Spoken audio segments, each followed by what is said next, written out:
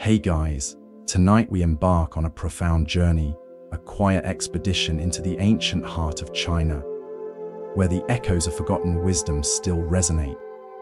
Imagine yourself, if you will, standing at the edge of a mist-shrouded bamboo forest, the air cool and damp, carrying the scent of rich earth and distant incense. You hear the rustle of leaves underfoot, the distant call of a mountain bird, and a sense of stillness begins to settle over you, a quiet invitation to look inward. This isn't just a story, it's an immersion, a rare opportunity to connect with the very essence of beings who walked a path of profound inner peace centuries ago. You're about to uncover teachings that are so subtle, so deeply woven into the fabric of daily life, that they were often overlooked by the grand narratives of history. You probably won't survive this journey unchanged. Your understanding of stillness, of resilience, of true inner strength will be profoundly challenged and, hopefully, expanded. The world outside will fade, and for a while, only the whispers of ancient Zen women will guide you. So, before you get comfortable, take a moment to like the video and subscribe, but only if you genuinely enjoy what I do here. And please, let me know where you're tuning in from and what time it is for you right now. It's always fascinating to see how we connect across the globe. Now, dim the lights. Maybe turn on a fan for that soft background hum, and let's ease into tonight's journey together. You find yourself in a space of quiet anticipation, poised on the brink of a revelation. The world outside, with its incessant demands and ceaseless chatter, begins to recede. Here, in this liminal space, you are invited to shed the preconceptions, the hurried judgments, the constant need to do. Instead, you are asked to be. You are about to step into the footprints of women whose names, for the most part, have been lost to the swirling currents of time, yet whose wisdom, like a clear mountain spring, continues to flow, offering sustenance to those who seek it. These were not women of grand pronouncements or public accolades. Their power lay in their quiet conviction, their profound understanding of the universe, and their unwavering commitment to an inner truth that transcended the transient affairs of the world. They cultivated their spiritual gardens in places often overlooked, within the confines of their homes, in secluded monasteries nestled high in the mountains, or even amidst the bustling markets. Their inner stillness, a profound contrast to the chaos around them. You will discover that the path to quieting the soul wasn't about escaping the world, but about finding an unshakable center within it, a place of peace that no external circumstance could disturb. Consider for a moment the societal landscape they navigated. Ancient China, for all its philosophical and artistic grandeur, was a world largely dominated by men. Women's roles were often rigidly defined, their voices frequently silenced, their contributions often relegated to the domestic sphere. Yet, within this seemingly restrictive framework, these Zen women found avenues for spiritual liberation that were both radical and deeply personal. They didn't necessarily challenge the external structures of their society head-on. Instead, they carved out an internal freedom, a sovereignty of the spirit that rendered external limitations irrelevant. This is a crucial distinction, and one you will come to appreciate deeply as we proceed. Their revolution was an internal one, a quiet dismantling of mental and emotional prisons, rather than a loud, outward rebellion. You will come to understand that their teachings, though seemingly simple, held profound depths. They spoke not of complex theological doctrines, but of direct experience, of the immediate moment, of the breath. They taught through their very being, through their quietude, their presence, their unwavering compassion. Imagine learning from someone who didn't need to speak many words, whose very aura exuded a profound peace that was contagious. This is the essence of what you will be encountering, a transmission of wisdom that bypasses the intellect and speaks directly to the heart. The forgotten nature of their teachings is not an accident of history alone. It is, in part, a testament to their humility, their lack of desire for recognition. True Zen, after all, is not about building monuments to oneself, but about dissolving the ego, about becoming one with the vastness of existence. And so, many of these women, having achieved profound insights, simply lived their lives, embodying their understanding, and their wisdom was passed down through quiet lineages. Through personal example, through the subtle shifts they inspired in those around them. Their legacy is not found in grand historical texts, but in the subtle whispers of wind through ancient pines, in the enduring tranquility of a moss-covered rock, in the quiet unfolding of a lotus blossom. As you journey deeper, you will find yourself questioning your own relationship with stillness, with noise, with expectation. You will begin to see that the clamor of your own mind is often the loudest external sound, and that true quietude begins not with silencing the world, but with quieting the self. These Zen women, through their remarkable lives, offer a blueprint for this internal alchemy. They show you that even in the most demanding of circumstances, a profound inner peace is not only possible, but also accessible. It requires not a grand pilgrimage to a distant land, but a focused journey inward, a dedicated cultivation of awareness in every breath, every step, every moment. You will also realize that the teachings you are about to encounter are not mere historical anecdotes. They are living, breathing principles that transcend time and culture. The challenges these women faced, the pressures of expectation, the search for meaning, the desire for liberation from suffering, are universal human experiences. And their responses to these challenges, born from their profound Zen practice, offer timeless solutions that are just as relevant to your hurried modern life as they were to their ancient world. They understood that the path to a quiet soul was not a destination, but a continuous unfolding, a gentle stripping away of what is not essential, leaving only the pure, radiant essence of being. As you delve deeper into this forgotten world, you begin to grasp that the notion of Zen women in ancient China isn't some niche, isolated phenomenon. In fact, you're about to uncover that women played surprisingly significant roles in the early development of spiritual traditions in China, far predating what many historical accounts might suggest. Before the rigid structures of later dynasties solidified, there was a more fluid, perhaps even more inclusive, spiritual landscape. You'll find echoes of this not just in the formal institutions, but in the informal, familial, and community-based practices that were the bedrock of daily life. Imagine stepping back in time, not to a monastery, but to a village dwelling where spiritual wisdom was woven into the very fabric of existence.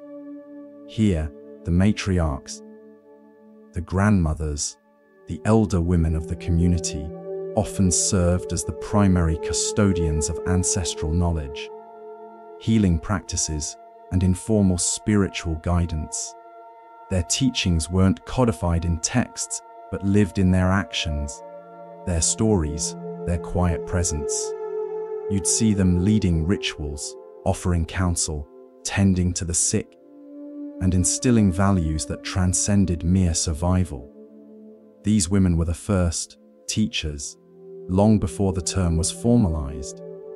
Their authority stemmed not from a title or a degree, but from their accumulated wisdom, their life experience, and their deep connection to the rhythms of nature and the spiritual world. This foundational understanding is crucial because it shows that the spiritual inclination of women wasn't an anomaly, but a deeply embedded aspect of Chinese culture. When Buddhism first arrived in China, its message of liberation from suffering and the pursuit of enlightenment resonated deeply with many, including women. You might assume that due to societal norms, women would have been excluded from this new spiritual path. However, you'd be mistaken. Historical records, though sparse and often filtered through patriarchal lenses, reveal instances of women embracing the Buddhist monastic life with remarkable fervor and dedication. They saw in the Dharma a radical promise of equality, a path where spiritual merit was not determined by gender, but by one's efforts and understanding. For many, it offered an escape from arranged marriages, domestic servitude, and the limited roles society prescribed. It provided a space for intellectual and spiritual growth previously unavailable. Consider the story of Bhikkhuni Shengmen. Though her story hails from India, her impact resonated in Chinese Buddhist thought. Or closer to home, you'd find figures like Empress Wu Zixin, a controversial but undeniably powerful figure who, despite her political machinations, was a devout Buddhist and significantly supported the establishment of Buddhist monasteries, including those for nuns. While her motives might have been complex, her actions undeniably created more opportunities for women to pursue spiritual lives. You also encounter the concept of lay practitioners, women who didn't enter monasteries but practiced Zen within their homes and communities. These were often wives, mothers, or daughters who, while fulfilling their societal roles, dedicated themselves to meditation, study, and ethical living. Their practice was a quiet revolution, transforming the mundane into the sacred. They demonstrated that true spiritual awakening wasn't confined to the cloistered walls of a temple, but could flourish amidst the everyday demands of life. The early monastic communities for women, often referred to as bhikkhunis or nuns, faced significant challenges. They struggled for recognition, for resources, and sometimes for the same respect afforded to their male counterparts. Yet, their perseverance is a testament to their unwavering spiritual conviction. You would have witnessed them building their own temples, translating scriptures, copying texts, and engaging in rigorous meditation practices. Their communities became centers of learning and spiritual solace, not just for other women, but occasionally for men as well. They were pioneers, forging a path where none had existed before, proving that spiritual insight and profound wisdom were not the sole domain of men. You might wonder about the specific teachings they embraced during these early periods. While the concept of Zen as a distinct school hadn't fully emerged in its later form, the seeds were certainly present. These early female practitioners were drawn to the core tenets of Buddhism, the understanding of suffering, the path to its cessation, and the liberation of the mind. They practiced meditation, dhyana, which would later become the core of Zen, focusing on breath awareness, mindfulness, and the direct observation of mental states. They understood the impermanence of all phenomena and sought to cultivate a mind free from attachment and delusion.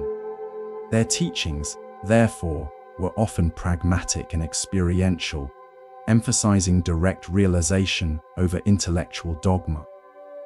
They didn't just study the teachings, they embodied them.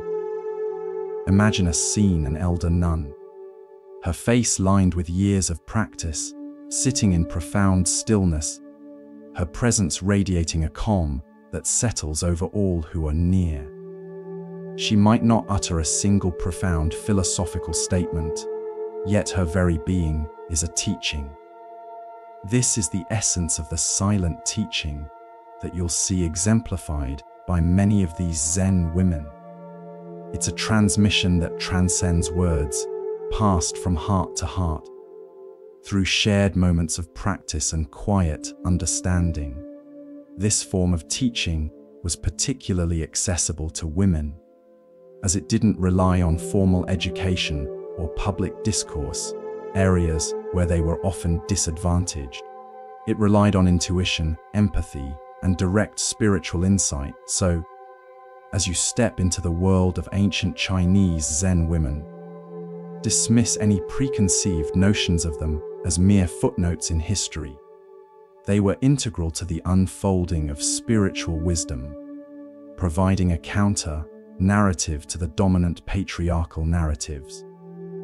Their existence and their practice ensured that the path to liberation was not exclusive, that the profound insights of Zen were not limited by gender. You are discovering a rich lineage, often overlooked, but undeniably present, vibrant, and powerful. These echoes of the matriarchs remind you that wisdom has always found a way to manifest, even in the most challenging of circumstances, often through the quiet strength and unwavering dedication of women. Their forgotten teachings are waiting to be rediscovered, offering a profound sense of peace and resilience that is just as relevant today. Having glimpsed the pervasive presence of women in the early spiritual landscape of China, you now turn your attention to the specific environments where their Zen practice truly flourished, the secluded gardens of wisdom. These weren't always grand, officially sanctioned monasteries, but often humble, hidden enclaves where women could cultivate their spiritual path away from the often intrusive gaze of a society that valued conformity. You're entering a world of quiet determination where personal transformation was nurtured in deliberately chosen spaces. Imagine a small, unadorned hut nestled on a mountain slope, surrounded by ancient pines and the persistent murmur of a stream. This could be the hermitage of a solitary nun, dedicated entirely to meditation and the study of sutras. Or picture a section of a wealthy family's estate, a quiet courtyard with a small rock garden and a single plum tree, designated as a space for the matriarch to practice daily. These were not always formal institutions, but often informal, self-created sanctuaries. These women understood that true spiritual growth often required a degree of withdrawal from the world's distractions, a deliberate act of creating a container for their inner work. The concept of a secluded garden isn't merely a physical location, it's also a state of mind. Even in the midst of a bustling household, a Zen woman could cultivate an inner garden of stillness. You would have seen her finding moments of quiet contemplation amidst her daily chores, transforming mundane tasks like sweeping the floor or preparing tea into mindful practices. This ability to create an internal sanctuary, regardless of external circumstances, was a hallmark of their profound understanding. It teaches you that true retreat isn't about escaping to a distant mountain, but about cultivating an inner space of peace that is always accessible, no matter where you are. However, formal monastic settings for women did exist, and their stories are particularly compelling. While often smaller and less well funded than their male counterparts. These nunneries provided vital communities for women seeking a dedicated spiritual life. Here, you would find a collective rhythm, early morning chanting, communal meditation, study sessions, and the shared labor of maintaining the monastery. For many women, these communities offered sisterhood, intellectual stimulation, and a sense of belonging that was often denied to them in secular society.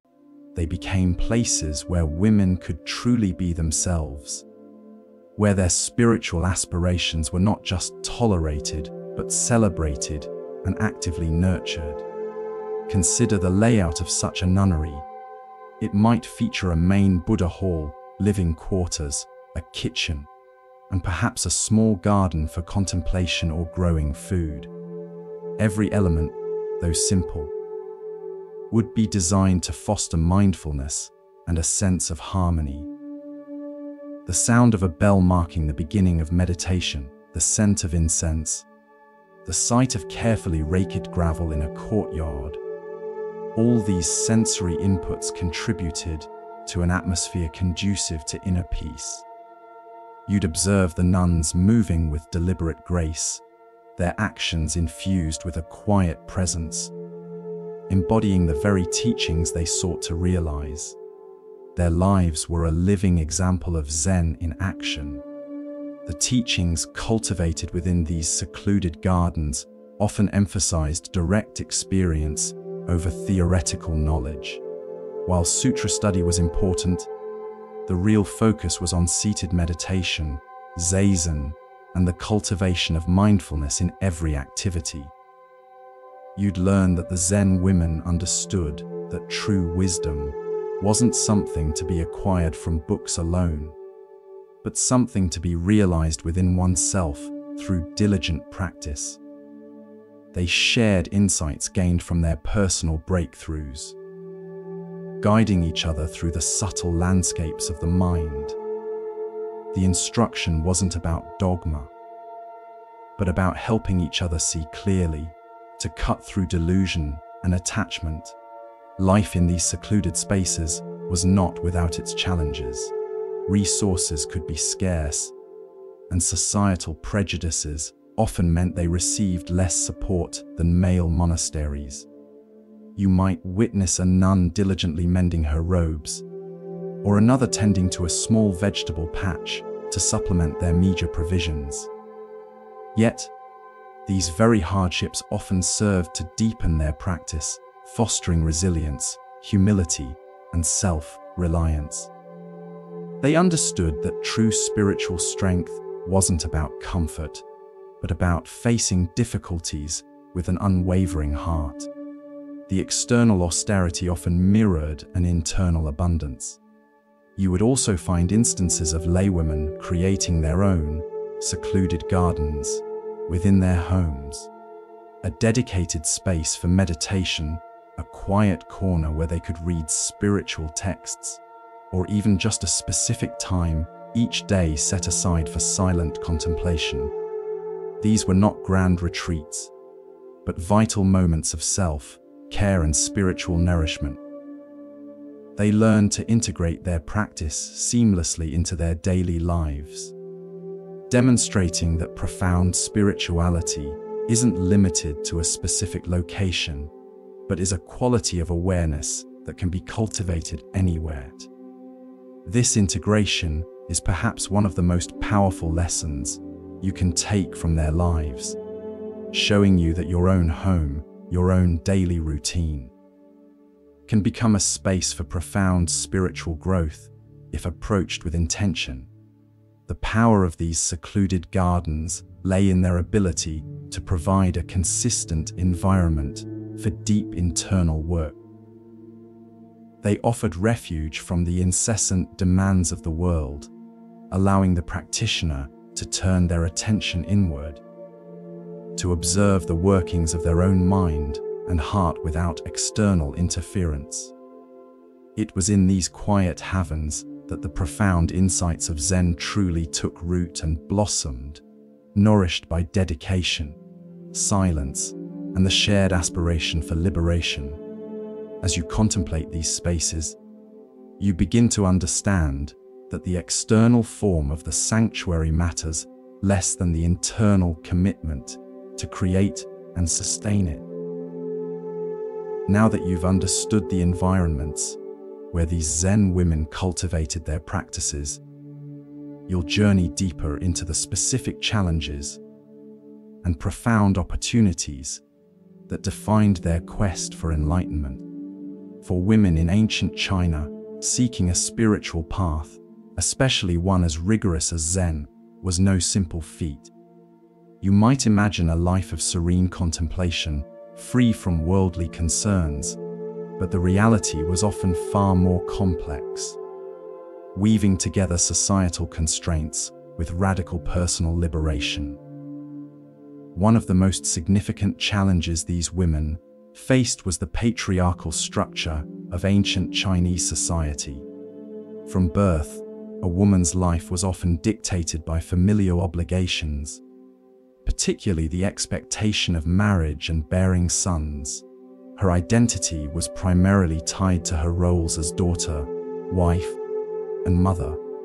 To choose a monastic life or even a dedicated lay practice was, in essence, a profound act of defiance against these deeply ingrained norms. You can almost feel the weight of societal pressure. The subtle whispers of disapproval, the direct opposition from family members who saw her choice as a dereliction of duty. For many, simply obtaining permission to pursue such a path would have been an arduous struggle, requiring immense resolve and often the support of an enlightened family member or a powerful patron. Even within the emerging Buddhist monastic system, which theoretically offered a path to gender equality in enlightenment, practical challenges persisted. Nunneries were often less funded and less respected than their male counterparts. You'd find them struggling for basic resources, lacking the patronage that male monasteries often enjoyed from emperors or wealthy benefactors. This meant that the nuns often had to be more self-sufficient, relying on their own labor for survival, farming, weaving, even begging for alms. This austerity, while born of necessity, inadvertently deepened their practice, stripping away attachment to material comfort and fostering a profound sense of humility and resilience. You witness their quiet dignity as they faced these daily hardships, understanding that every challenge was an opportunity to refine their spiritual resolve. Furthermore, access to scriptural knowledge and formal education was often limited for women. While some noblewomen might have received an education, the majority of women, especially those from common backgrounds, were illiterate. This meant that the transmission of Zen teachings often relied more heavily on oral traditions, direct instruction from a master, and experiential learning through meditation rather than textual study.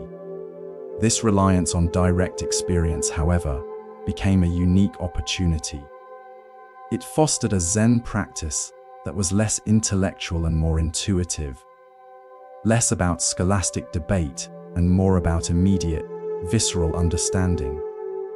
You see them bypassing the conceptual framework to directly perceive the nature of reality, forging a path of wisdom that was rooted in lived experience.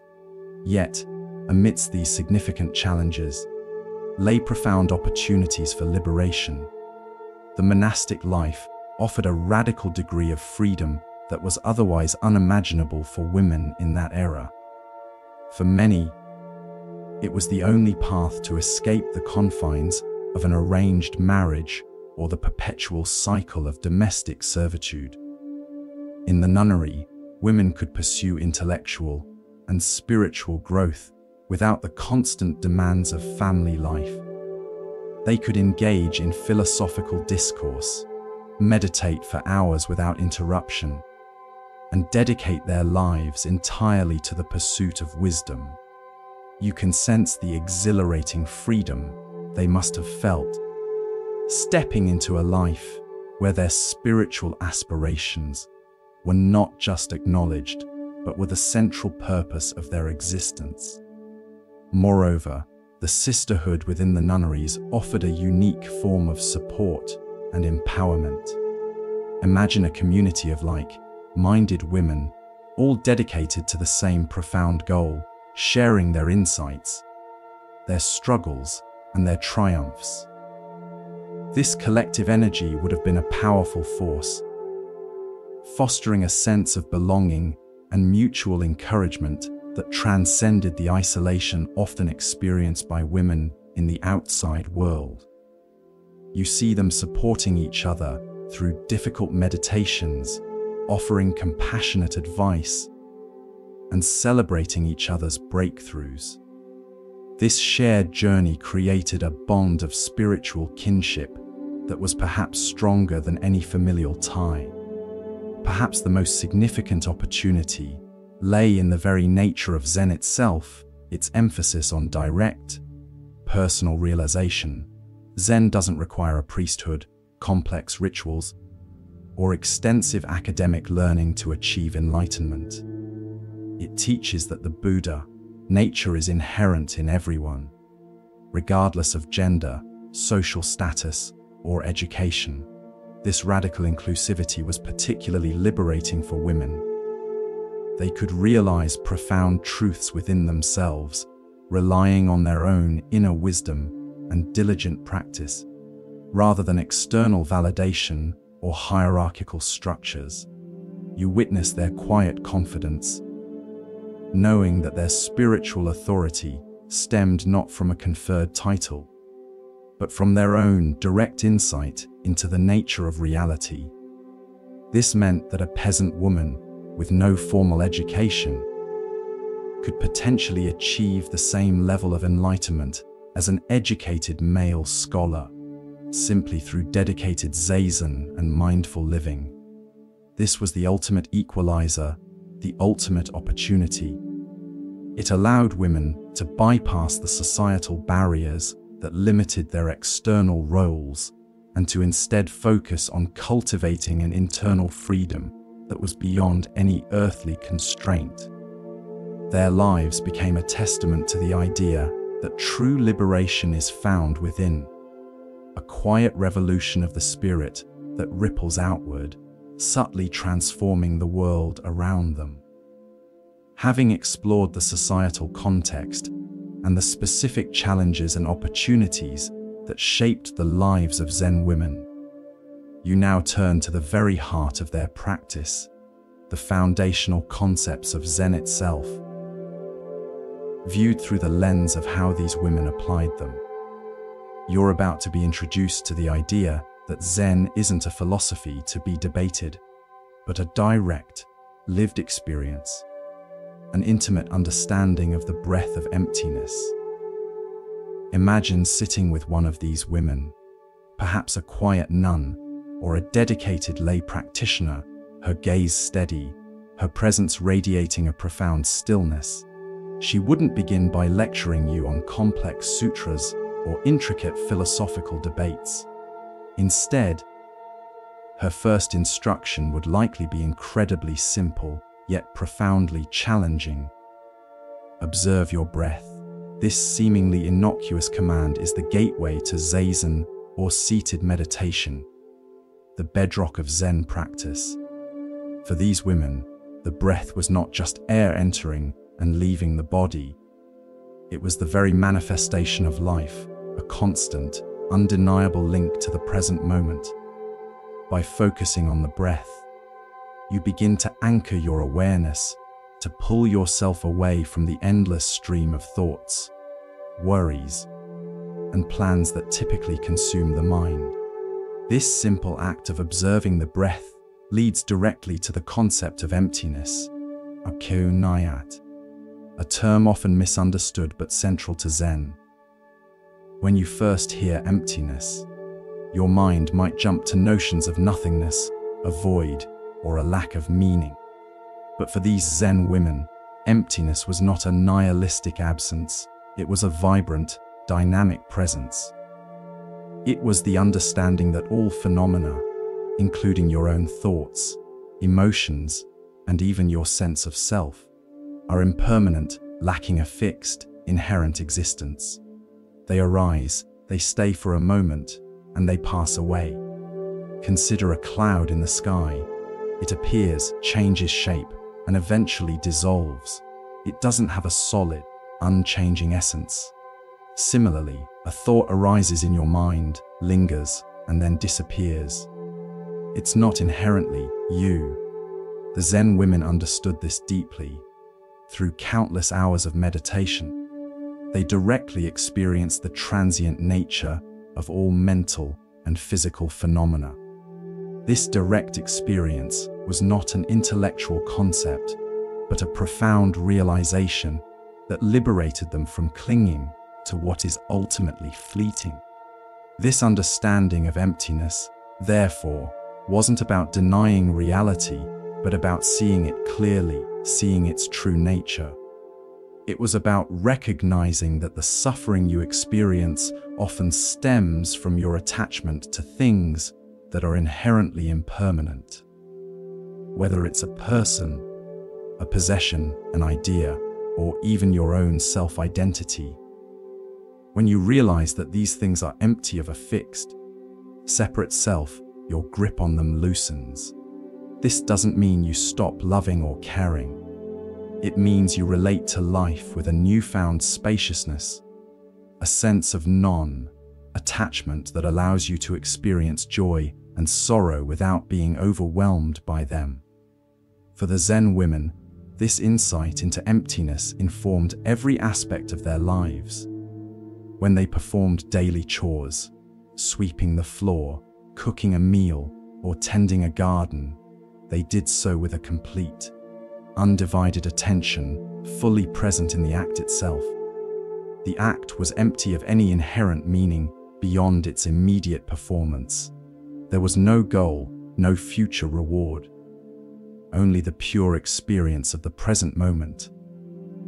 This is what transforms the mundane into the sacred, infusing every action with a profound sense of purpose and presence.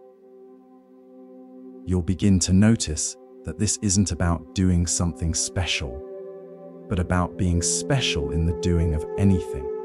Another core Zen teaching they embodied was impermanence anicca. Everything changes.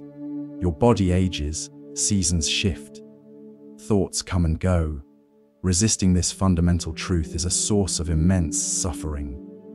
These women, often living in close communion with nature, saw impermanence reflected everywhere, in the cycle of growth and decay, in the changing light of day, in the fleeting beauty of a blossom. Their practice taught them to embrace this constant flux, to ride the waves of change, rather than fighting against them. This acceptance allowed them to live with a remarkable sense of equanimity, meeting life's ups and downs with an unwavering heart. They also deeply understood interconnectedness, de pratai samatpi daf, the idea that nothing exists in isolation. Everything is dependent on everything else. Your breath is dependent on the air, the food you eat is dependent on the sun, the soil, the rain, and the labor of others. This realization fostered a profound sense of compassion and humility. They saw themselves not as separate entities, but as an intricate part of the vast web of existence. This insight led them to act with kindness, recognizing that harming another was, in essence, harming themselves. Their compassion wasn't a virtue to be cultivated, it was a natural outflow of their direct perception of reality. So, when you consider the forgotten teachings of these Zen women, you're not looking for complex theories. You're looking for the practical application of these profound truths in daily life. Their quiet lives were a testament to the power of the breath of emptiness. the ability to find spaciousness, clarity, and peace amidst the ever-changing stream of existence. They showed that true liberation wasn't about accumulating knowledge or power, but about shedding illusions, about recognizing the inherent perfection and freedom that already exists within you, waiting to be unveiled. Their simple yet profound approach to Zen is a direct invitation for you to experience this liberating truth for yourself. With an understanding of the core Zen concepts these women embraced, you now move to how they applied these profound insights to navigate the tumultuous waters of existence. Finding stillness in the storm, their lives were not cloistered from suffering. Rather, they often faced significant personal hardships and societal upheavals. Yet, it was precisely in these challenging conditions that their Zen practice became not just a philosophy, but a lifeline, a practical method for cultivating an unshakable inner peace. Imagine a young woman, perhaps experiencing the grief of losing a loved one, or the emotional turmoil of an unwanted arranged marriage, or even the fear and uncertainty brought by political unrest or famine. These were not abstract concepts for them.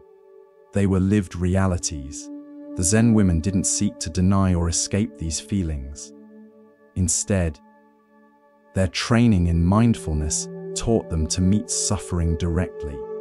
They learned to observe their emotions without judgment, allowing sadness, anger, or fear to arise, to be felt, and then to pass, much like clouds drifting across the sky. This wasn't about suppressing emotion, but about acknowledging its impermanent nature, thus preventing it from consuming their entire being.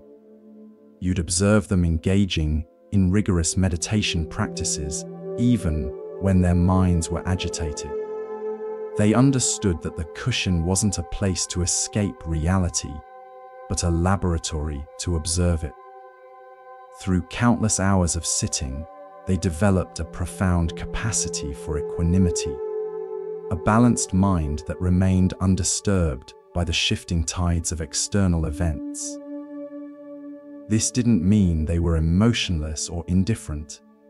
It meant their inner core remained steady, allowing them to respond to challenges with clarity and wisdom rather than reacting impulsively out of fear or anger. Consider the practice of non-striving that was so central to their approach. In a world that constantly pushes you to achieve, to acquire, to become something more, these women cultivated a radical acceptance of what is. When faced with an unavoidable difficulty, they didn't rail against it or lament their fate. Instead, they met it with a quiet acceptance, understanding that some things are simply beyond personal control. This acceptance wasn't resignation. It was a powerful act of spiritual intelligence. It freed up their energy from futile struggle, allowing them to find innovative solutions or to simply find peace within the unchangeable. You'll see this reflected in their serene expressions, even when faced with adversity. Their teachings weren't just about personal liberation, they were also deeply practical. They understood that the storm wasn't just external, it often raged within. The constant stream of thoughts, the inner critic, the anxieties about the future, these were all manifestations of the inner storm. Their Zen practice provided the tools to quiet this internal clamor. They practiced mindful awareness in every daily activity. When preparing a meal, they focused solely on the cutting of vegetables, the stirring of the pot, the aromas. When washing clothes, they paid attention to the sensation of water, the feel of the fabric. This deliberate focus on the present moment was a powerful antidote to mental proliferation, anchoring them firmly in the here and now. This constant grounding in the present moment allowed them to cultivate a deep sense of resilience. Life in ancient China, especially for women, often presented unpredictable challenges: natural disasters, political instability, illness, and the loss of loved ones. You might see a nun, after her monastery was damaged by flood, calmly begin to clear debris. Her movements deliberate, her mind clear. Her strength wasn't a brute force, but a quiet, unwavering determination born from her inner stillness. She understood that while the external structure might crumble, her inner sanctuary remained intact. Furthermore, their Zen practice fostered a profound sense of compassion, both for themselves and for others. They understood that suffering is a universal human experience, and this understanding softened their hearts. When they witnessed hardship, they responded not with judgment or despair, but with a deep empathy that sprang from their own cultivation of peace. Their stillness in the storm wasn't an isolated, selfish act. It allowed them to be a beacon of calm for those around them, offering solace and practical help wherever they could. The concept of no self, Sayanatman, also played a crucial role in their ability to weather life's storms. By understanding that their personal identity was not a fixed, separate entity, they became less vulnerable to the slings and arrows of misfortune. If your sense of self is not tied to external success, possessions, or relationships, then the loss of these things, while painful, doesn't dismantle your core being. This radical detachment, cultivated through years of meditation and self-inquiry, allowed them to face loss and change with a remarkable degree of equanimity. So, when you reflect on the Zen women finding stillness in the storm, you're not just admiring a historical feat. You're witnessing a powerful demonstration of how to navigate life's inevitable challenges with grace and inner peace. Their teachings offer a timeless lesson: the storm will always rage, both outside and within. But through diligent practice, through mindful awareness, and through a profound understanding of emptiness and impermanence, you too can cultivate an unshakable stillness at the very heart of your being. Their forgotten wisdom becomes a practical guide for quieting your own soul amidst the chaos of your modern life. Having understood how Zen women found stillness amidst life's storms, you now move to the blossoming of their individual spiritual paths, observing how their insights led to the unfolding lotus of their unique expressions of Zen. While the core teachings were universal, each woman's journey was deeply personal, reflecting her temperament, her circumstances, and her particular genius. The lotus, an ancient symbol of purity, enlightenment, and spiritual unfolding, perfectly embodies this process of awakening that transcended external forms. Imagine the stages of a lotus rooted in the mud. Its stem pushes through the water, and finally, its pristine blossom opens to the sun, unstained by its origins. This metaphor beautifully illustrates the Zen woman's journey. Despite often being rooted in the mud of societal constraints or personal suffering, their spiritual aspiration allowed them to rise above, ultimately revealing their innate purity and wisdom. You'll observe that their enlightenment wasn't a sudden, dramatic event, but a gradual, organic blossoming, much like the slow unfurling of a lotus petal. For some, this unfolding manifested as a profound dedication to monastic discipline. You might find a nun who spent decades in rigorous zazen, her body disciplined, her mind honed to a razor's edge of awareness. Her unfolding lotus was the clarity and stillness she achieved through unwavering commitment to the path of meditation, her very presence becoming a living testament to the power of sustained practice. Her teachings wouldn't be eloquent sermons, but rather the quiet example of her steadfastness, her effortless grace in every movement, and the profound peace radiating from her being. She showed that true freedom lay in self-mastery, not in external liberation. Others might have expressed their Zen through compassionate service. Picture a laywoman who, despite managing a household, dedicated her spare moments to caring for the sick, feeding the hungry, or offering solace to the grieving. Her unfolding lotus was the boundless love and selfless action that flowed naturally from her awakened heart. She understood that enlightenment wasn't just about personal insight, but about extending that insight into altruistic engagement with the world. For her, every act of service was a form of meditation, a direct expression of interconnectedness, demonstrating that the path to liberation could be walked just as profoundly in the marketplace as in a temple. Then, there were those whose Zen found expression in artistic pursuits. You might encounter a Zen woman who poured her understanding of emptiness and impermanence into exquisite calligraphy. Each brushstroke a moment of profound presence, each character imbued with the spirit of the Dharma.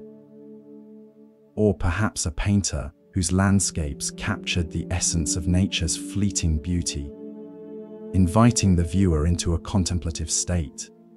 Her unfolding lotus was the creative outflow of her awakened mind, demonstrating that art could be a powerful vehicle for spiritual insight, a way to communicate the inexpressible truths of Zen beyond words.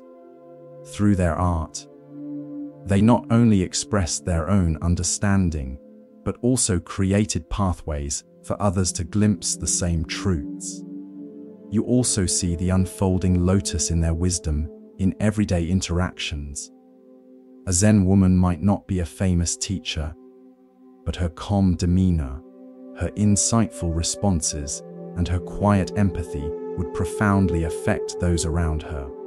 Her unfolding lotus was the natural wisdom that illuminated her daily life, allowing her to navigate complex social situations with grace, to offer wise counsel without judgment, and to bring a sense of peace to any gathering.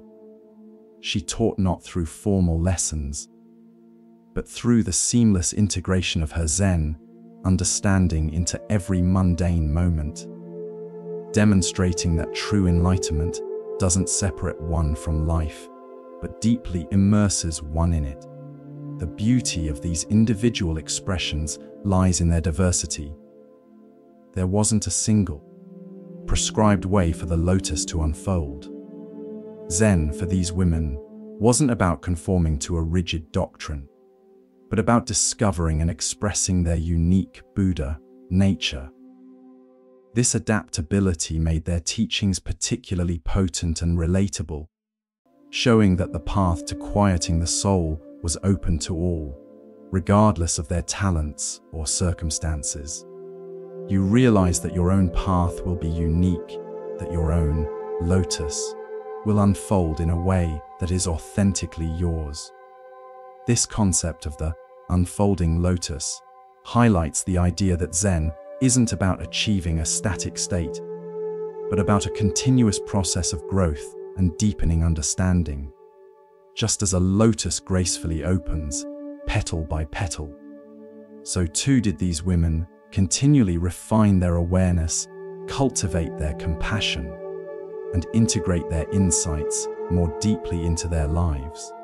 Their journey was one of continuous self-discovery and an ever-expanding capacity for presence and wisdom. You learn that spiritual growth is not a finish line, but a beautiful, ongoing dance with life itself. As you witness the individual unfolding of the Zen lotus, your gaze now focuses on the most direct conduits of these forgotten teachings, the teachers of the heart. These were the specific Zen women who, through their profound realization and compassionate guidance, became masters, illuminating the path for others. Their stories, though often fragmented, reveal the true power of embodied wisdom and the unique ways in which female teachers nurtured spiritual growth. Imagine approaching such a master. She might not reside in a grand temple, but in a simple hermitage, perhaps a small room in a nunnery, or even a modest home. Her teachings weren't delivered from a high pulpit. They were shared in intimate settings, through direct dialogue, through the observation of her every action, and most profoundly, through the silent transmission of her awakened presence. You'd feel her calm, her unwavering attention, and her profound empathy. Her eyes would hold a depth of understanding that transcended words, a reflection of years of dedicated practice and genuine insight. One notable example, though sometimes obscured by history, is Zongshi Dzongche, a disciple of Bodhidharma himself, the legendary patriarch who brought Zen to China. While much of her story is shrouded in legend, her very existence as a recipient of Bodhidharma's direct transmission underscores the early recognition of women as capable of profound enlightenment and leadership within the nascent Zen tradition. Her teaching might have been a quiet testament to steadfast practice, a demonstration of unwavering commitment to the lineage. You learn from her not through detailed anecdotes, but through the very possibility she represents that early Zen found fertile ground in the female spirit. Later, as Zen formalized, you encounter more specific examples, even if their biographies remain brief. Consider Miaozong, a lay practitioner during the Southern Song dynasty. She was known for her sharp intellect and her ability to engage in profound Dharma combat, challenging monks and masters with incisive questions that cut through intellectualizing straight to the heart of the matter. Her teaching was her ability to shatter conceptual understanding, forcing others to directly confront their own deluded perceptions. You might find yourself in her presence, expecting a gentle discourse, only to be met with a challenging koan or a direct question that leaves you breathless, forcing you to look inward. She taught that true wisdom wasn't about accumulating knowledge, but about letting go of what you think you know.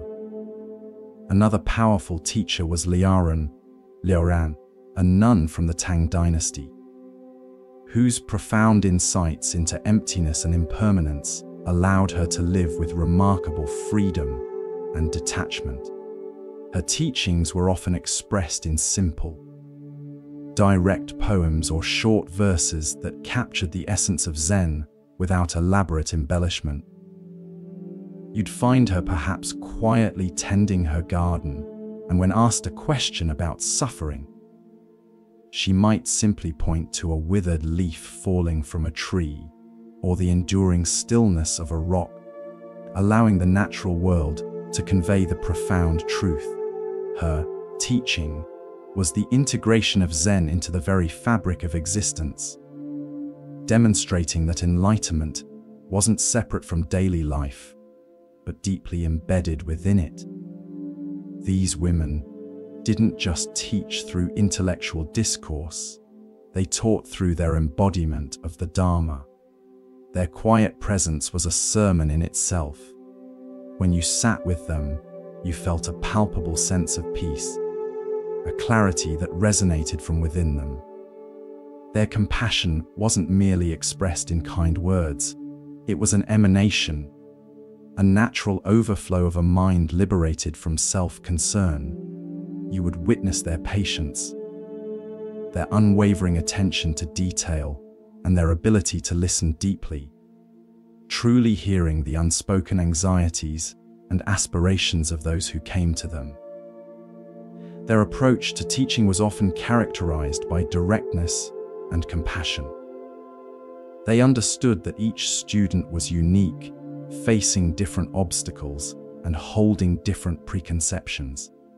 A true teacher of the heart meets the student exactly where they are, offering guidance that is tailored to their specific needs. This might involve a sharp rebuke to cut through delusion, a gentle encouragement to foster perseverance, or simply a silent moment of shared understanding. You would find yourself disarmed by their authenticity, by their lack of pretense, knowing that their guidance came from a place of genuine care. The impact of these teachers of the heart extended far beyond the walls of their hermitages or nunneries. They influenced lay practitioners, often women from their own families or communities, and even male monks who sought their unique wisdom. Their existence challenged the prevailing notion that spiritual authority was solely the domain of men, demonstrating that true spiritual insight knows no gender. You realize that while their names might not be prominently listed in official histories, their influence rippled through generations, subtly shaping the spiritual landscape of China. Their legacy reminds you that the most profound teachers are not always the ones with the largest following or the most eloquent speeches. Often, they are the quiet ones, the ones who embody what they teach, whose very lives are a testament to the transformative power of Zen. They teach not by telling you what to believe, but by showing you how to see for yourself, how to quiet your own soul, and how to unfold your own unique lotus. As you learn from the teachers of the heart, you naturally inquire about the practical methods they employed, moving now to how these Zen women cultivated their inner grove. Their profound stillness and clear insight weren't accidental. They were the direct result of consistent, disciplined practices that shaped their minds and refined their spirits. You're about to discover the daily routines and specific techniques they embraced to deepen their understanding and maintain their inner sanctuary. At the very core of their cultivation was Zazen, or seated meditation. This wasn't merely a casual activity. It was the bedrock upon which all other practices rested. Imagine them rising before dawn in the quiet, cool hours of the morning when the world was still asleep. They would sit, often facing a wall or simply an empty space, maintaining an upright posture, their hands in a mudra, their gaze soft and unfocused. The primary focus of their Zazen was often the breath, observing its natural rhythm as it entered and left the body. This seemingly simple act is profoundly challenging because it requires unwavering attention, pulling the mind back repeatedly from its ceaseless wandering. You would experience the subtle shifts in your own mind as you attempt this practice, realizing just how much mental energy is typically spent on extraneous thoughts. Beyond the breath, their Zazen often involved koans, paradoxical riddles or public cases used in Zen to break through conventional, logical thought. While koans are often associated with male Zen masters, historical accounts, though rare, suggest that Zen women also engaged with them, sometimes even creating their own insightful responses. A koan like, "What is the sound of one hand clapping?" isn't meant to be solved intellectually, but to be penetrated experientially, pushing the mind beyond its limitations into a direct perception of reality. You might imagine a young nun grappling with a koan for days, weeks, even months, until a sudden moment of breakthrough, a flash of insight that illuminates the entire landscape of her understanding. Another vital practice was Kenhin, or walking meditation. After periods of seated meditation, they would often stand and walk slowly, mindfully, either indoors or perhaps in a quiet courtyard or garden. Every step would be taken with full awareness. The lifting of the foot, the forward motion, the placing of the foot back on the ground. This integrated mindfulness into movement, teaching them that spiritual practice wasn't confined to a cushion, but could infuse every action. You would find yourself walking beside them, feeling the quiet rhythm of their steps, realizing that even the simplest act could become a profound exercise in presence. Beyond formal meditation, these women cultivated an attitude of mindful awareness in all daily activities. This is where their Zen truly came alive, transforming the mundane into the sacred. When they cooked, they didn't just prepare food. They engaged fully with the chopping of vegetables, the mixing of ingredients, the scent and texture of each element. When they cleaned, they didn't just sweep. They experienced the broom moving across the floor, the dust gathering. When they tended to their gardens, they weren't just gardening, they were communing with nature, observing the cycles of growth and decay, the interconnectedness of life. This unwavering presence in every moment, however ordinary, was a powerful form of continuous meditation. You'll begin to notice that this quality of presence is what distinguishes a truly awakened being. They are simply there, fully and completely. Scripture study was also a component of their cultivation, though often approached with a specific Zen emphasis. They read sutras not for intellectual accumulation of knowledge, but as aids to insight, as pointers to direct experience. The words were a finger pointing to the moon. The moon itself was the direct realization of truth. For women, especially those in lay settings or less resourced nunneries, access to texts might have been limited, making the oral transmission from a teacher or a shared discussion with fellow practitioners even more vital. They valued understanding that resonated deeply within, rather than mere intellectual assent. Right speech, right action, and right livelihood were not just ethical guidelines, but integral practices for cultivating the inner grove. They understood that their actions and words had consequences, not just for others, but for the purity and clarity of their own minds. Avoiding harmful speech, acting with kindness, and engaging in work that supported their spiritual path were all ways of refining their being. Their lives were a continuous effort to align their external conduct with their internal understanding, creating a seamless integration of practice and daily existence. Finally, the Zen women understood the importance of community, Sangha. While some pursued solitary paths, many thrived within the supportive environment of a nunnery or a close circle of fellow practitioners, sharing insights, offering mutual encouragement, and navigating challenges together provided a vital crucible for spiritual growth. The collective energy of dedicated practitioners created a powerful field of support, reminding each individual that they were not alone on their journey. You can feel the quiet strength that emanates from such a collective intention, a shared commitment to awakening. Through these consistent and varied disciplines, the Zen women cultivated an inner grove, a fertile, peaceful space within themselves where wisdom could blossom and compassion could flow freely. Their teachings remind you that profound inner transformation is not a matter of luck or mystical talent, but of diligent, consistent, and mindful practice integrated into the very fabric of your daily life.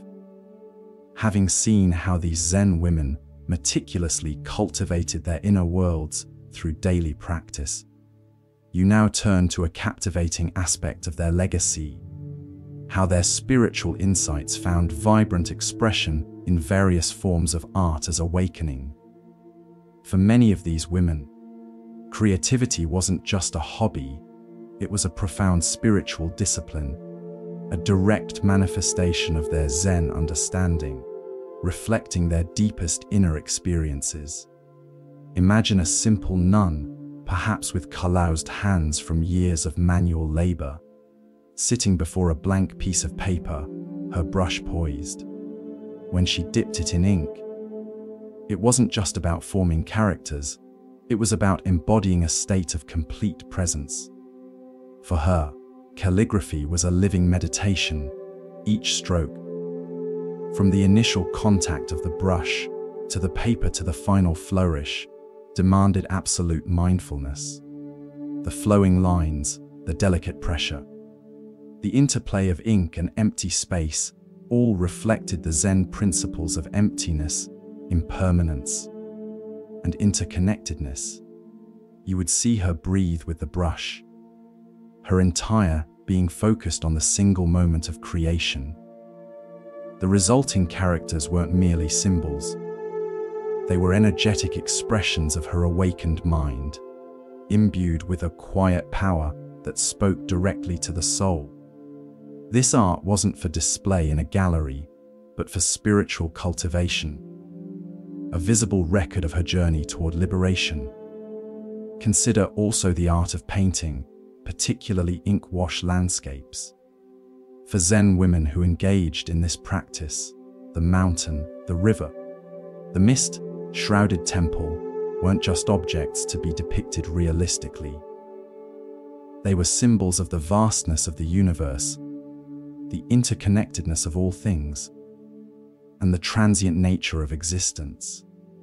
You would witness their paintings, often spare and minimalist, capturing the essence of a scene with just a few strokes, relying heavily on negative space. This empty space was not a void but a vibrant presence, reflecting the Zen understanding of emptiness as fullness, the unmanifest potential from which all forms emerge.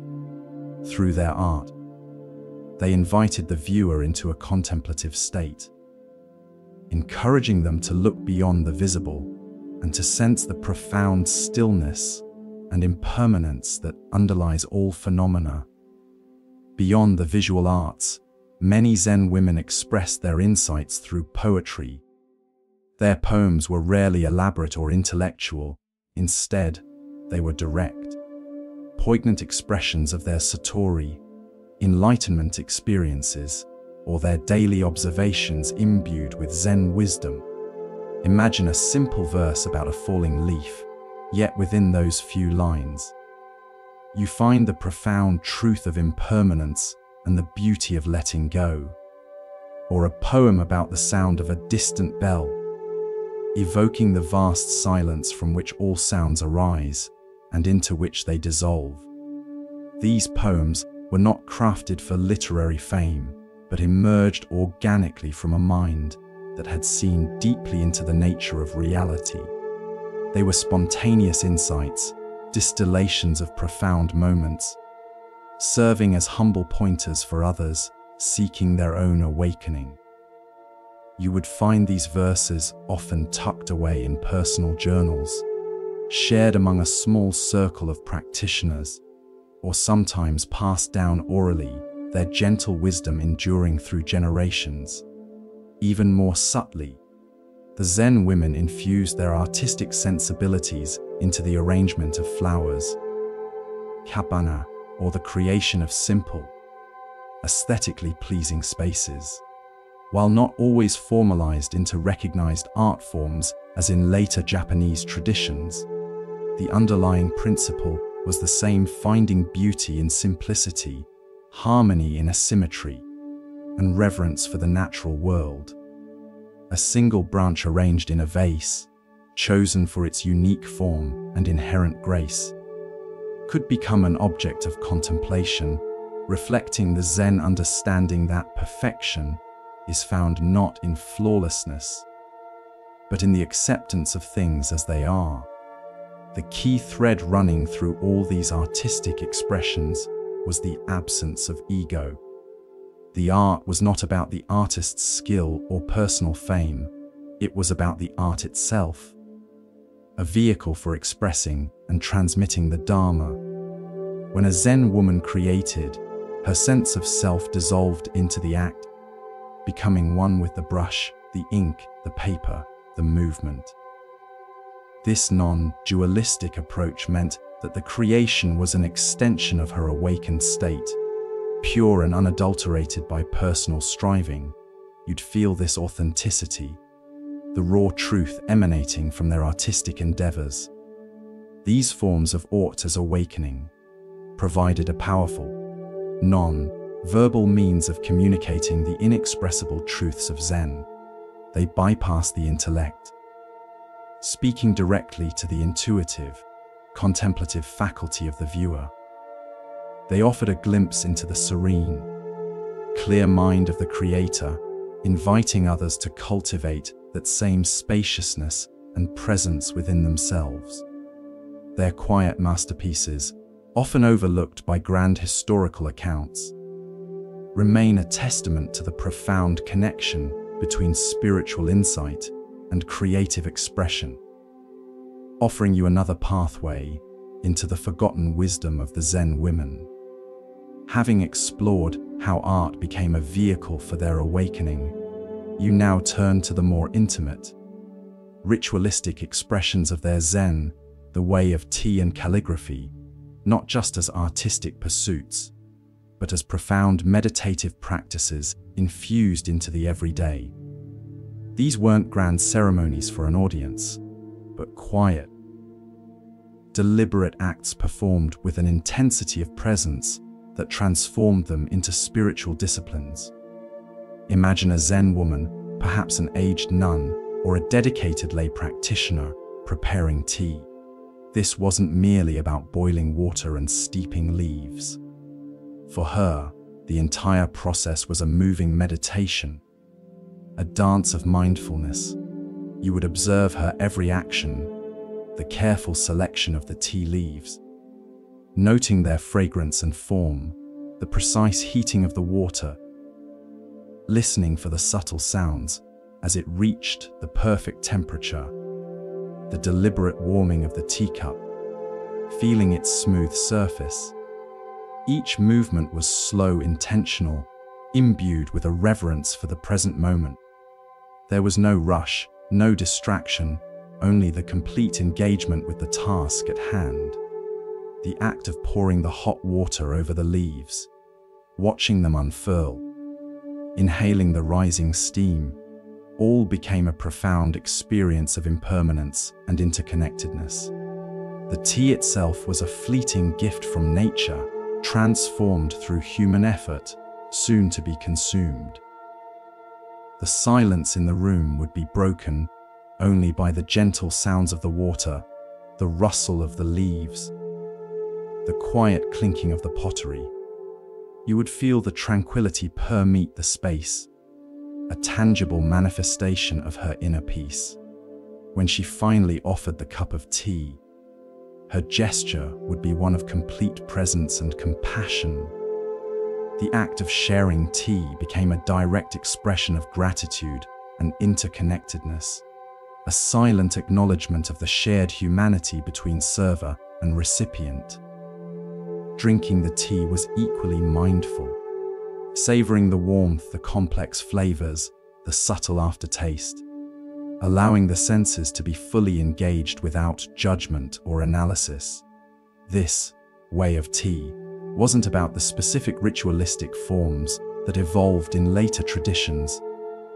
It was about the profound attitude of mindfulness, respect, and presence that permeated every step. It taught you that even the simplest daily activity could be a gateway to spiritual awakening if approached with a Zen mind. Similarly, calligraphy was more than just writing beautiful characters. It was a direct training in focus, precision, and spontaneity. As you might recall, the brushstroke itself was a powerful act of presence. But beyond the individual stroke, the entire process of preparing for calligraphy, grinding the ink stick, creating the perfect consistency of ink, laying out the paper, was all part of the meditation. It required a quiet mind, a steady hand, and an intuitive understanding of balance and flow. There was no room for hesitation or correction. Once the brush touched the paper, each stroke was final, a perfect expression of that single, fleeting moment. This emphasis on the unrepeatable, unique quality of each stroke reflected the Zen understanding of impermanence and the purity of the present moment. Just as a moment once past cannot be recaptured, so too a calligraphic stroke once made cannot be undone.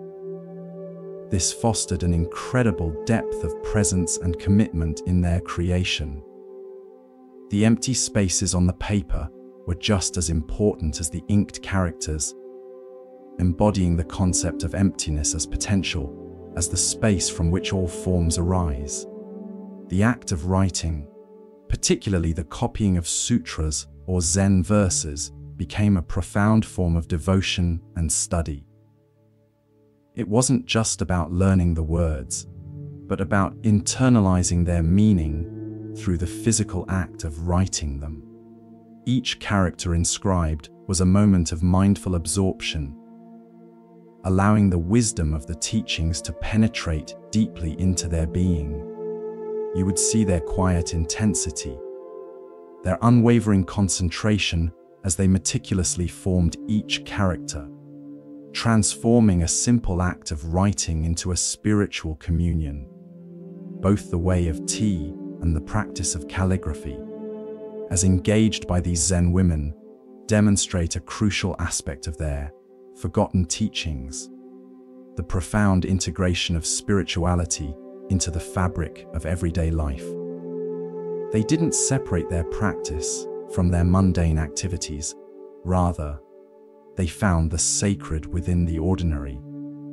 Their lives became a living testament to the idea that true enlightenment isn't found in grand, distant experiences, but in the mindful, present engagement with every single moment.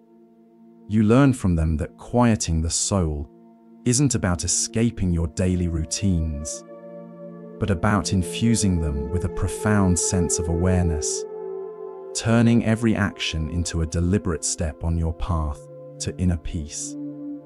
Having observed the profound integration of Zen into the daily rituals of tea and calligraphy, you now shift your focus to the natural outpouring of a truly awakened heart, compassion's gentle embrace. For the Zen women of ancient China, enlightenment wasn't an isolated state of blissful detachment. It inherently manifested as boundless compassion, a deep empathy that naturally led to selfless service and a profound connection with all beings. Imagine a Zen woman, her mind clear and free from the grip of self-concern, her heart fully open, when she encountered suffering. Whether in another person, an animal, or even a struggling plant, her response was not one of pity from a distance, but a direct, visceral understanding of interconnectedness. She knew, through her own deep practice of emptiness and no self, that there was no fundamental separation between herself and others. Their suffering was, in a very real sense, her own. This fundamental insight was the wellspring of their compassion. You would witness this compassion not in grand, public gestures, but in myriad small, quiet acts of kindness. Perhaps it was a nun sharing her meager meal with a starving beggar, or a laywoman diligently nursing a sick neighbor back to health, despite her own demanding schedule. It might be an elder master patiently listening to the woes of a young student, offering not just words of comfort, but the profound solace of her unwavering presence. Their compassion wasn't a forced virtue. It was the spontaneous outflow of a liberated heart, as natural as a spring flowing down a mountain. Their understanding of interconnectedness meant they saw all beings as part of a single, vast web of existence. This perception transcended the narrow boundaries of family, community, or even species. They understood that every act of kindness rippled outward, subtly influencing the whole. Conversely, every act of harm caused a disturbance in the universal harmony. This insight fueled their dedication to acting in ways that promoted well-being and alleviated suffering, recognizing that true liberation was intertwined with the liberation of all. For many Zen women, their spiritual practice directly led to active engagement in alleviating suffering. While they might not have engaged in large-scale social reforms, their actions within their immediate spheres were deeply impactful. You'd find them providing shelter to the homeless, offering herbal remedies to the sick, or simply sitting in silent solidarity with those in pain. Their presence itself was often a powerful balm, their quiet equanimity a source of strength and comfort for those around them. They demonstrated that true compassion is not passive, it is an active, engaged response to the world's needs, born from a place of profound inner peace. This gentle embrace of compassion extended beyond human beings to include the natural world.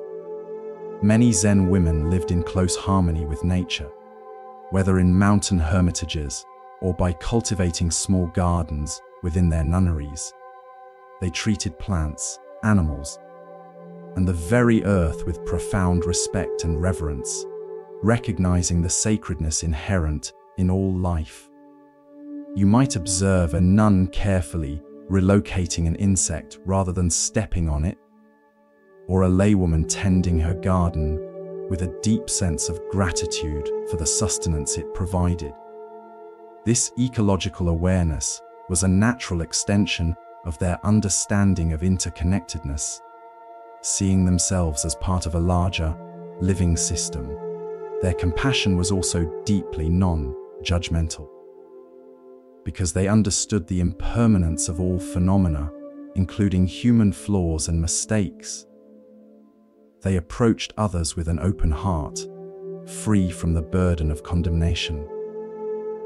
They recognized that suffering often stemmed from ignorance and attachment, and their response was to offer clarity and guidance, not blame. This unconditional acceptance created a safe space for others to heal and grow, mirroring the vast, accommodating emptiness of the awakened mind. You realize that for these Zen women, the forgotten teachings for quieting the soul were not merely about personal tranquility. They were about cultivating a state of being so profoundly peaceful and interconnected that compassion naturally became their default mode of engagement with the world. Their lives served as powerful examples that true enlightenment isn't about escaping the world's suffering, but about embracing it with an open heart, becoming a living embodiment of boundless kindness and selfless action. Their legacy offers a profound lesson that the quietest souls can often generate the most expansive and transformative love. Having witnessed compassion's gentle embrace as the natural outflow of their awakened hearts, you now consider the subtle yet enduring influence of these Zen women, tracing the legacy of the unseen.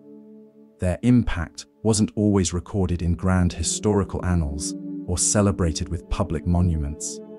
Instead, their teachings and their very way of being rippled through generations, shaping spiritual traditions and inspiring countless individuals in ways often invisible to the casual observer. Imagine dropping a pebble into a still pond.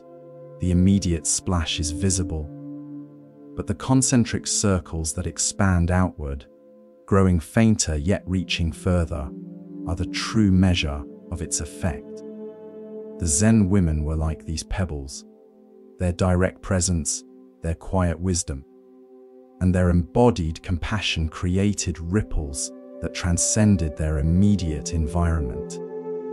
You won't find their names emblazoned in many history books, but their influence can be discerned in the subtle shifts in spiritual practices, in the emphasis on certain aspects of Zen, and in the enduring resilience of the female spiritual path in China. One significant aspect of their unseen legacy lies in the continuation of female lineages. While often marginalized, the communities of Buddhist nuns persisted throughout various dynasties. These nunneries, sometimes small and struggling, maintained a quiet space for women to pursue a dedicated spiritual life.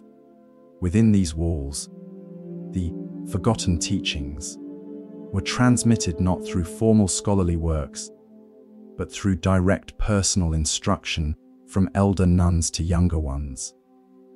You would see this transmission occurring through shared meditation, through the quiet example of daily life, through the practical guidance on navigating inner turmoil, and through the intimate bonds of spiritual sisterhood. This direct, personal transmission ensured that the unique insights and challenges of the female Zen experience were not lost, but preserved and adapted through generations of women practitioners. Their influence also subtly shaped the broader Zen tradition, particularly in the emphasis on everyday mindfulness and the integration of practice into mundane life. While male Zen masters also taught this, the circumstances of many Zen women, especially lay practitioners balancing family duties, forced them to master this integration out of necessity. Their ability to find profound spiritual insight in the act of cooking, cleaning, or caring for others became a powerful example, demonstrating that Zen wasn't a retreat from the world, but a way of being fully in the world with awareness. This practical, embodied approach to Zen, championed by these women, became a cornerstone of much of Chinese Zen practice, extending its reach beyond monastic walls into the lives of ordinary people. You realize that their struggles inadvertently forged a more universally accessible path. Furthermore, the very existence of powerful female practitioners, even if their stories were not widely publicized, served as an inspiration for other women. In a society where women often had limited agency, the quiet strength and profound wisdom of a Zen nun or a realized laywoman would have been a source of awe and aspiration. While few might have been able to follow their exact path, their lives stood as a testament to the possibility of spiritual liberation and inner authority for women.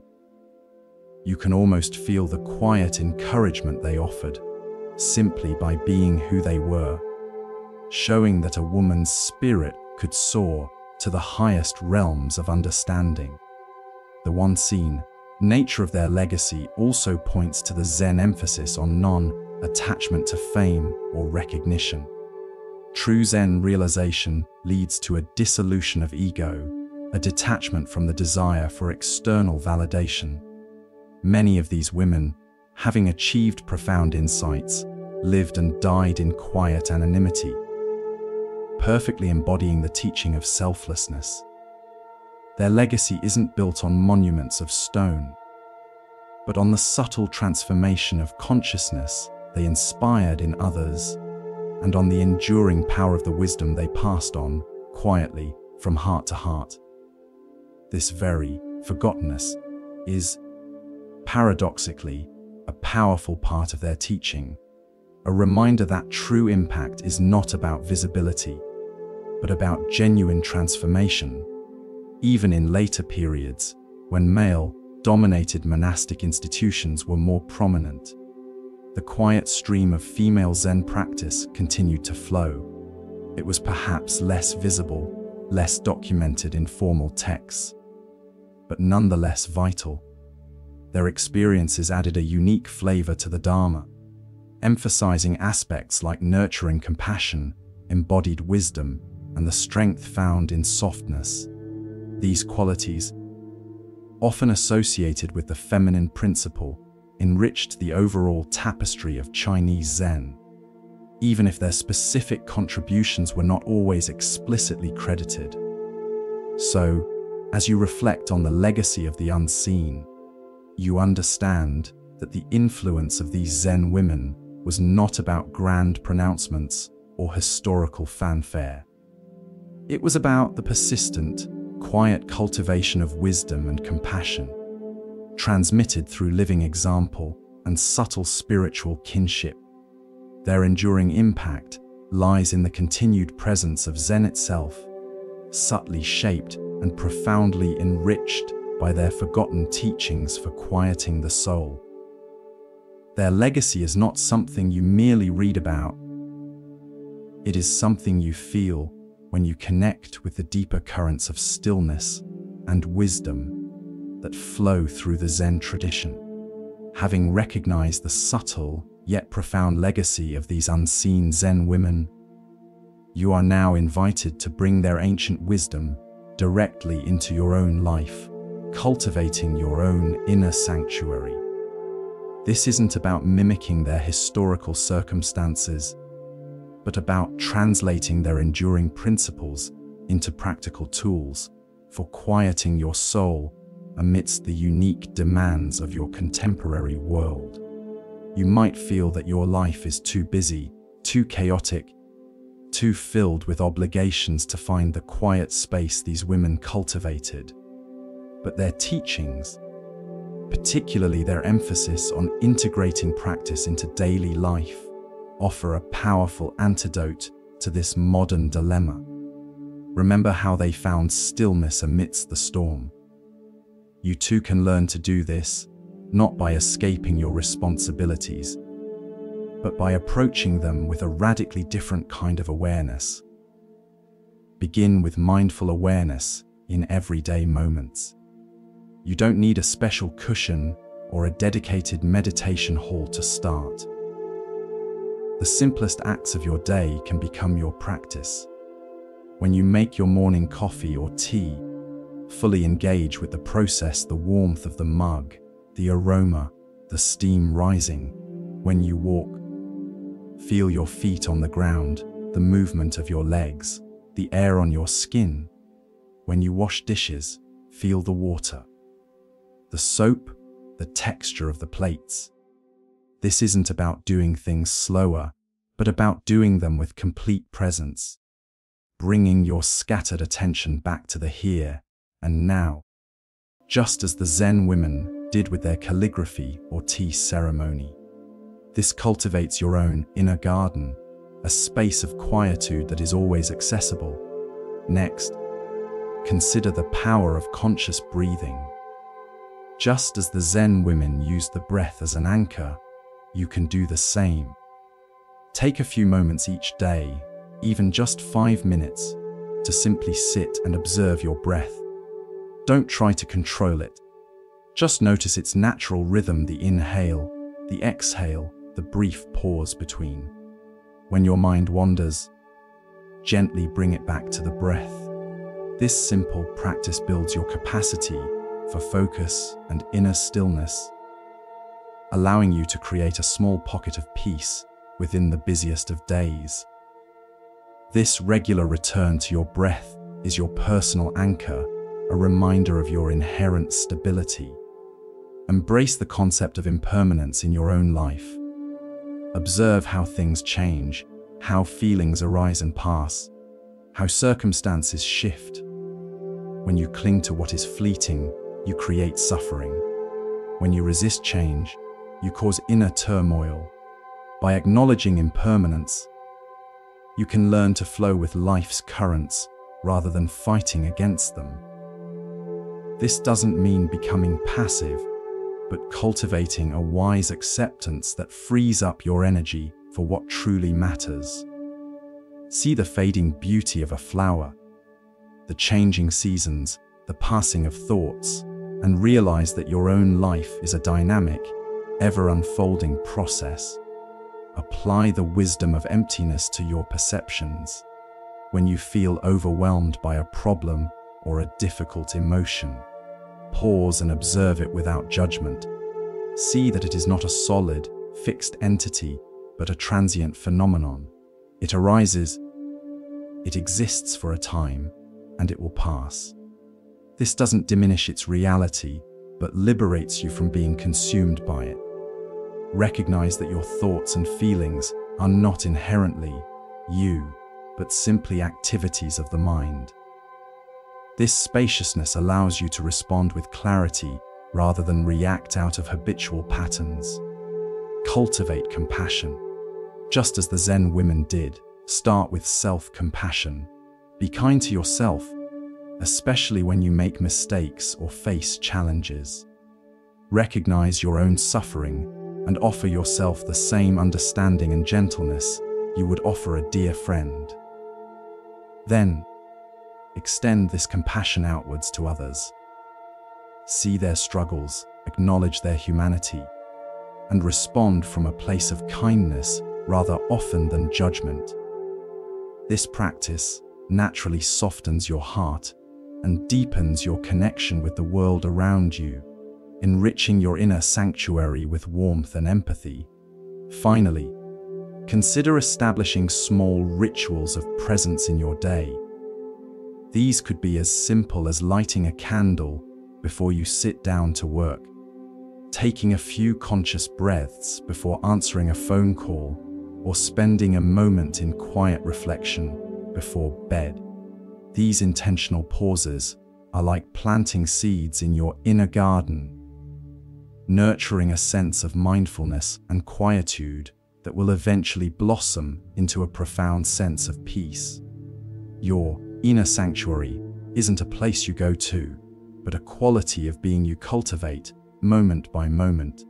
Just as the Zen women quietly and consistently cultivated their own path to a quiet soul, as you've meticulously cultivated your own inner sanctuary, integrating the ancient wisdom of the Zen women into your modern life, you now arrive at the culmination of this journey, recognizing the enduring Zen radiance that continues to emanate from their forgotten teachings.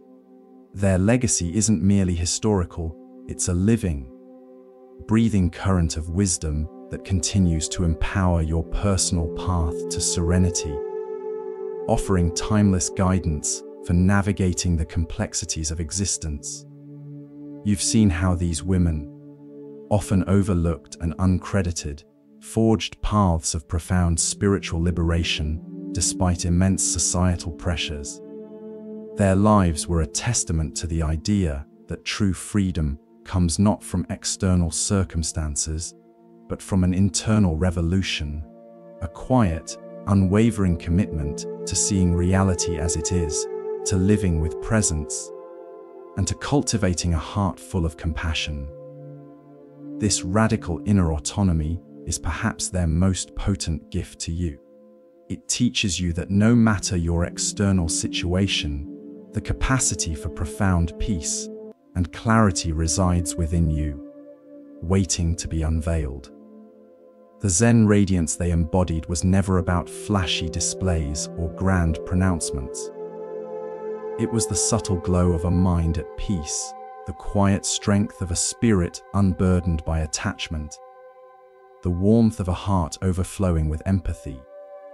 You've learned that this radiance is accessible through the simplest of practices, observing your breath, engaging mindfully with daily tasks, embracing the truth of impermanence, and cultivating an open, non-judgmental awareness. These are not exotic rituals from a distant past, but universal human capacities that, when honed, lead to a profound sense of well-being and inner harmony.